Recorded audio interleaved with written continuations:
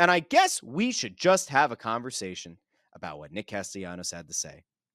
Because Castellanos, some are saying, Well, Nick Castellanos didn't mean to call out Phillies fans. He wasn't saying Phillies fans are the problem.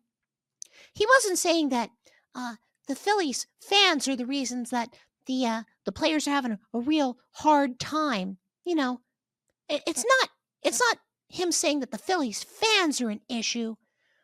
He's talking about Citizens Bank Park. I don't know how we're supposed to make heads or tails of it, but let's go out to the Castellanos quote, because this is what really ruled the day in Philly sports. And again, it's almost like the A.J. Brown quote after the game, after the loss against the Broncos. But this was Nick Castellanos. When everything's going good and you're rolling, it's a bitch to play here when you're an opposing team because the environment is amazing. But if we run into adversity and the tide shifts, and now we're playing more tight because we don't want to be reprimanded for something bad. So I want to re-rack that again. When everything's going good and you're rolling, it's a bitch to play here when you're an opposing team because the environment's amazing. Agreed. And I think even going into the series, I think I said, I would love for Phillies fans to figure out a way to make it a nightmare, a house of horrors for the Dodgers to play in. Get on Ohtani early in game one. Try to get him rattled. Phillies put up 3 runs and then the bats go cold. Game 2, can't get anything going. You get to the bullpen. They kind of get some stuff going a little bit later on in the game. A lot of unsung heroes are kind of the ones who make most of it happen. But it's the second part. If we run into adversity and tide shifts, meaning they start losing, now we're playing more tight because we don't want to be reprimanded for something bad. Which to me means Nick Castellanos doesn't like accountability, right? I'm not one to be hyperbolic here about taking a player's quote and blowing it out of proportion. But you're playing tight because you don't want to be reprimanded. You don't want to be held accountable if you underachieve. You don't want to be held accountable if you underperform. You don't want to be held accountable. You don't want to be booed if you stink up the joint. That's what that reads as. And the people who said, well, he's not talking about the Phillies fans. He's not complaining about the Phillies fans. Then what, pray tell, is he talking about? It's a bitch to play at Citizens Bank Park when things are rolling.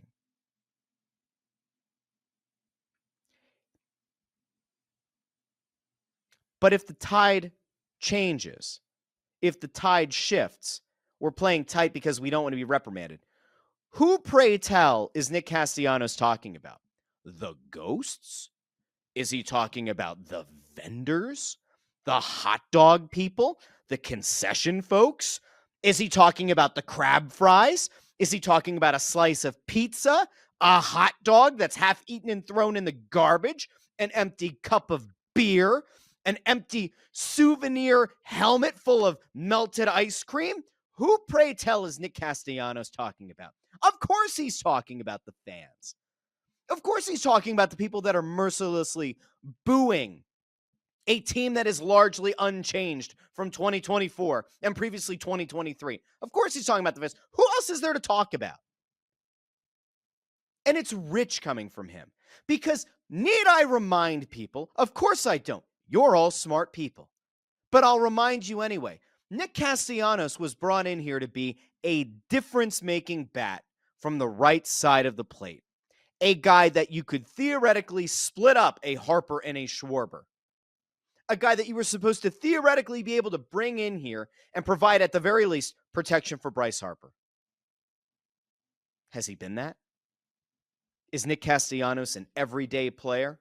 Is Nick Castellanos a guy who's going out and performing at a high level each and every game? Was he that in 2025, the entirety of the season? The answer to all that is no, he's not, and he wasn't. Castellanos has effectively been reduced to being a platoon player because Max Kepler comes in. Kepler was kind of a disaster. Halfway through the season, around the trade deadline, Kepler started playing better. Great. Marsh had a really rough start of the season, has been largely good for 3.5 months. Good on him. Harrison Bader comes in with no expectations, outperforms everything, and has effectively relegated Castellanos to being a platoon guy. So Castellanos, who was brought in with high expectations, has largely underperformed those expectations, is now bemoaning the fact that Philly fans are going to hold him and his teammates accountable. Give me a fucking break. Seriously.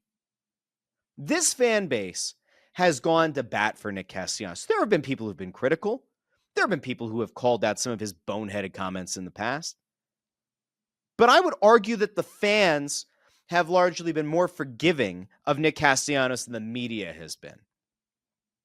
And yet this guy's going to say, well, when the tide shifts, we're getting tight. We're playing tight because we're afraid of being reprimanded. Get the fuck out. You're a pro athlete. You chose to sign here. Nick Castellanos wasn't traded against his will to Philadelphia. He chose to sign here. He knew exactly what he was getting into. And if he didn't, he's a moron. If Nick Castellanos didn't know that somebody who signs in Philadelphia is going to be booed if they don't perform, he's an idiot. Or his representation is stupid. Somebody's a moron. You know exactly what to expect. This isn't Milwaukee. This isn't the Los Angeles Angels. This isn't the Kansas City Royals. The hell did you think you were getting into? Seriously. Of course you're going to be held accountable. It's an absolute disgrace. And again, I don't tend to be super hyperbolic. I try to look at the players on a human level, take a more holistic approach to analyzing a player, which is why I'm not here burning Bryce Harper to the ground because his wife just gave birth. I know what it's like, right? In the immediate aftermath of a child coming into the world. Now, I have to assume that Bryce Harper probably isn't waking up 4 or 5 times at night to a baby crying on a monitor. I would probably imagine Bryce Harper maybe has a little bit more help in his household, his very large household, than my wife and I did. But I would imagine that it's still a struggle. His wife, after having a baby, probably struggling because that's normal. So even though I'm very unhappy with Bryce Harper's performance this postseason, I'm not going to rail against the guy because on a human level, there is an extenuating circumstance. A child being brought into this world, and that is a lot of stress, and that is a lot that falls on parents. And then you have more kids at home to bring that. There's a lot going on there. Am I happy with Bryce Harper's performance this postseason? No, not at all. Do I still think he has to figure out a way to overcome and persevere? Indeed, I do. But I'm willing to give him just a little bit of grace. But Castellanos, give me a fucking break. Give me a break. Castellanos has largely underperformed since he's been here. Fans have tried to bend over backwards in a lot of cases to give this guy extra. I don't even know what. I said grace a little bit ago. I don't know. Fans have been, I think, mostly willing to try to give Castellanos the benefit of the doubt. You have the stuff where, like, was it last year? Is like the beautiful moments between a father and son. And people are like, oh, this is a cool thing. Great. Not gonna rail against the father-son moments. They're great. But this guy hasn't gotten it done. And it doesn't seem like he wants to be here. And it certainly seems like he's probably disaffected with the fact that he was supposed to be an everyday contributor and he's a role player at this point. But then it gets worse because, like, if you think about it, like, he still has another year left. I tweeted earlier today, like an idiot, because, sometimes I'm dumb. I thought for some reason Castellanos was up at the end of the year. I knew Schwarber was, knew the Real Muto situation. And I really thought, like an idiot, that Castellanos' contract is up. And it's not. He has another year left at $20 million. And I tweeted earlier today. I tweeted 2 things earlier today. One, I said he's going to get mercilessly booed next year whenever he returns to Citizens Bank Park. There's a special place in Philly fan hell for a guy who underperforms and then blames the fans. I tweeted that thinking, oh, Castellanos' contract's up. It's not. I don't see a scenario here. Unless the Phillies roar back from an 0-2 hole, get themselves into the CS, get themselves to the World Series, I don't see a scenario where Nick Castellanos can be back next year. Now, you could make the argument, well, why would a team want to pick up Nick Castellanos? Because he's still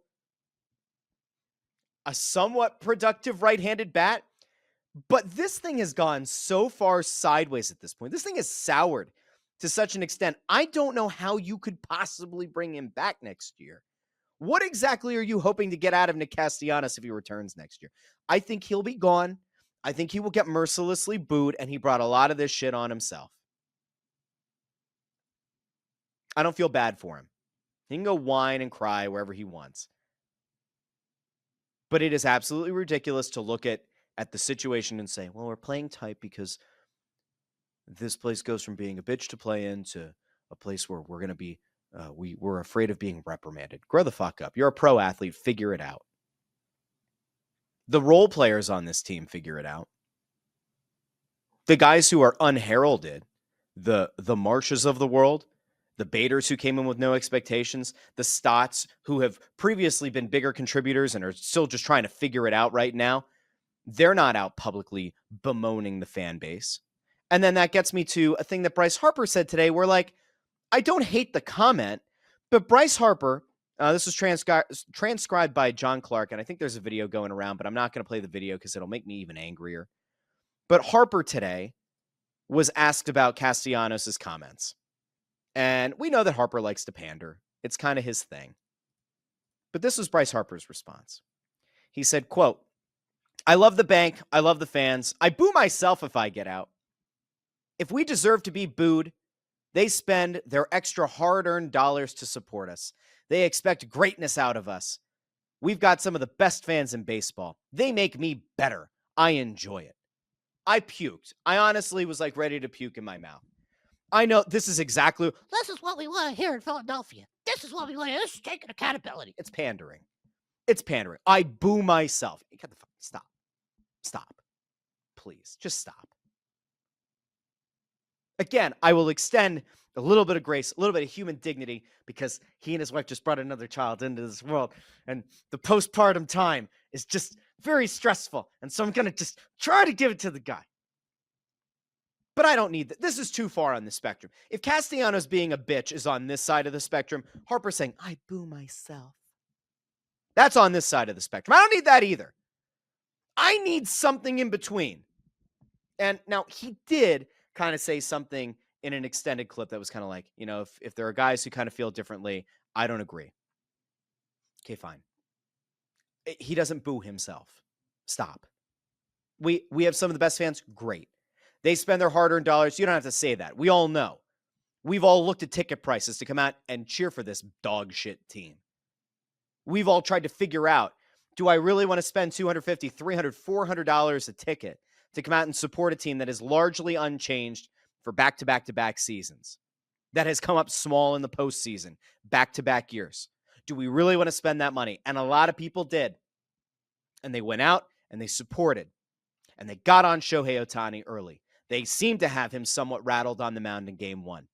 They tried to will this Phillies lineup into it in Game 1. In Game 2, despite the fact that they watched the Phillies bats go cold and the bullpen vomit all over itself, they went out in Game 2. They tried to set the stage. They tried to set the atmosphere. And what happened? Phillies bats went totally cold to start the game. Oh, well, you know, it's hard to hit elite pitching. I had somebody say that to me on Twitter today. Well, yeah, I don't know if you know this or not, but it's kind of hard to hit elite pitching. Bullshit. Absolute bullshit. I'm sorry. Are we supporting a single A team or a pro team? Is this an up-and-coming underdog story or one of the highest payrolls in baseball?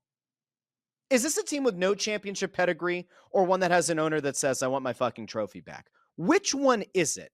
Because I'm pretty sure it's the latter. I'm pretty sure that the Phillies are supposed to be a team competing for a World Series with an owner who has been willing to spend, with a guy who leads baseball ops, the president of baseball ops, who is a surefire Hall of Famer, who has largely left the roster unchanged. That guy is still running the show, maybe running it into the ground.